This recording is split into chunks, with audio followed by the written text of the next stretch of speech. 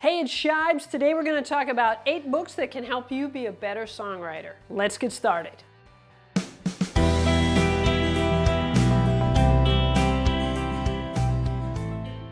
Welcome everyone. If this is your first time here, thanks for joining us.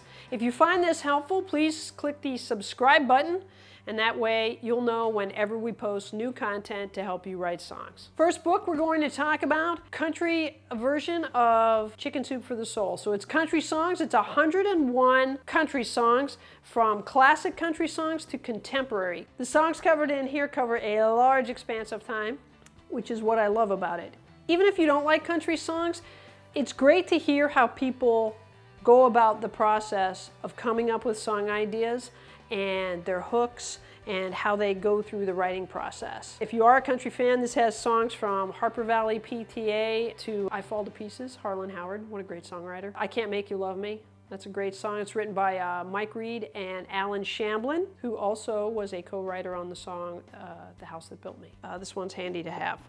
Another Chicken Soup book. This is the story behind the song. This one is much more expansive in terms of genres. It's got some pop stuff in there. Daryl Hall, Sarah Smile, what a great song. Just the R&B feel to it, and then the lyrics are great, but it's the story behind how he wrote that and came up with that idea. Christina Aguilera, Fighters in here, Shelby Lynn, Johnny Met June, Johnny Cash and June Carter Cash. Mick Fleetwood talks about Tusk. So some really great interviews in here. And like I said, it covers all kinds of genres. Liz Phair, Melissa Etheridge, Ryan Tedder, Iggy Pop. He talks about one of his songs in here as well. So great book. Pick this one up. Third book is Nashville Songwriter. So the reason I bought this book wasn't because it was about Nashville, and while I do write songs to pitch to Nashville, I primarily write Americana. It's not the genre I perform in, it's the genre that I pitch to, mostly because I like doing it. But this book I bought specifically because Bill Anderson talks about how he wrote Whiskey Lullaby. And if you haven't had a chance to hear that song, I'll put a link in the description. You can go ahead and check it out. Lyrically, it's fantastic. The music is great, and it doesn't hurt that Brad Paisley and Alison Krauss sing it. But it's a great example of how two characters appear in a song, and it really is made simple. You can follow the story. Everything is just very clear what's happening. And it sort of takes me back to George Jones and He Stopped Loving Her Today. It's got that kind of intensity to it, and it's that well written. I told you I wrote inside the books all the time. I'm just going to read a little bit from the book about how they wrote the song. So John Randall and I got together to write one morning, and I came in and said, I've got an idea to write a song called Midnight Cigarette. Can you imagine a cigarette just sitting on an ashtray at midnight? Nobody's smoking it or paying any attention, and it just sort of burns out and goes out all by itself.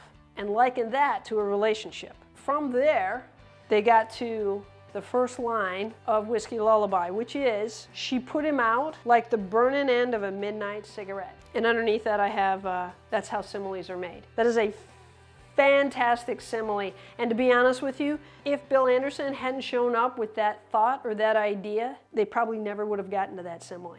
So that's the power of thinking through not only your hook and an image, but then also how do you turn that into a song idea and a song. Fourth and fifth book, Paul Zollo, Songwriters on Songwriting. I love these books, and the reason that I love these books is because they cover all kinds of genres. They don't just stick with one.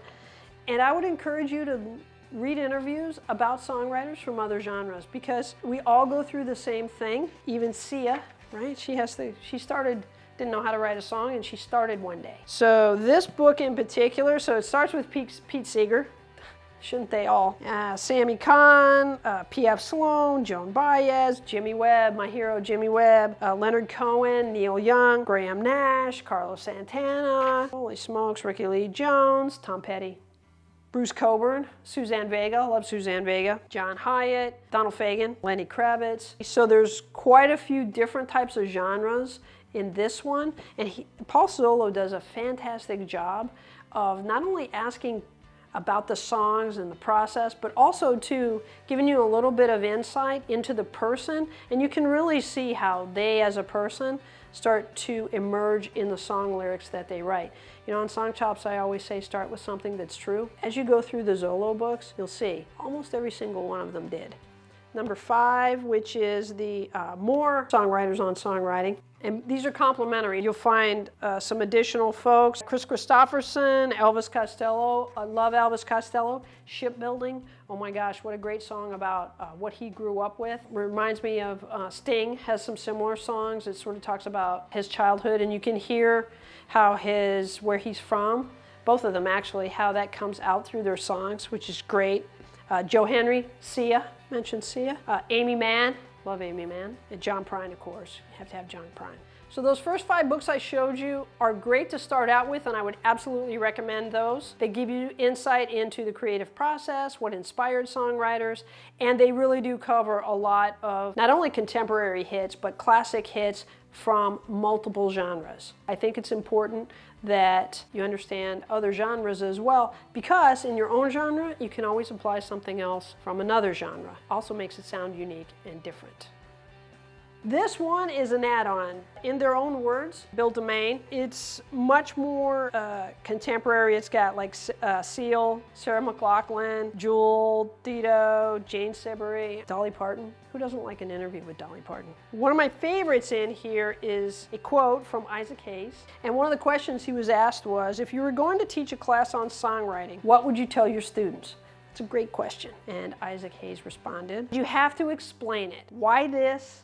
Why that? You lay your case out first, and then you explain why, to justify all of that. And you always have to make it simple. That's one of the things that sometimes, you know, Whiskey Lullaby, it's a complicated story. He stopped loving her today, George Jones, complicated story. But the artistry of it and the craft of songwriting that comes through is how simple they made it to tell the story.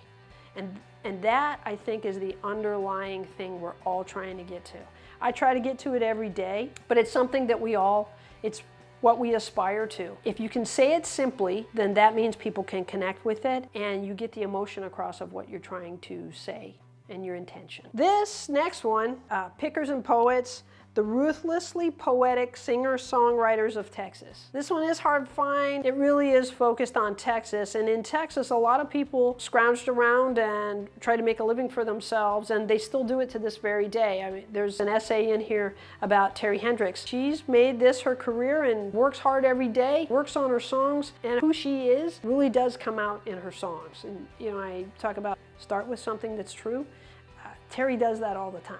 You'll also find interviews and some essays on Townes Van Zandt, Guy Clark, Lyle Lovett, Ray Wylie Hubbard, and Hayes Carll. I like how Hayes Carll writes, and he's a super funny, clever guy. But my favorite thing about this book is there's a 20-page essay on the women Texas singer-songwriters. Nancy Griffith, she is my songwriting hero, and the reason I write songs is because I was so just enthralled with the imagery and how she told the story and just the mystery of Texas that came out through her songs and personal stories of people. You could see them, which I just thought was amazing. Her, Teshina Hose, there's an essay on Lucinda Williams, Miranda Lambert, and people who keep carrying the flame forward, and women that represent Texas as well. You read it, you'll love it.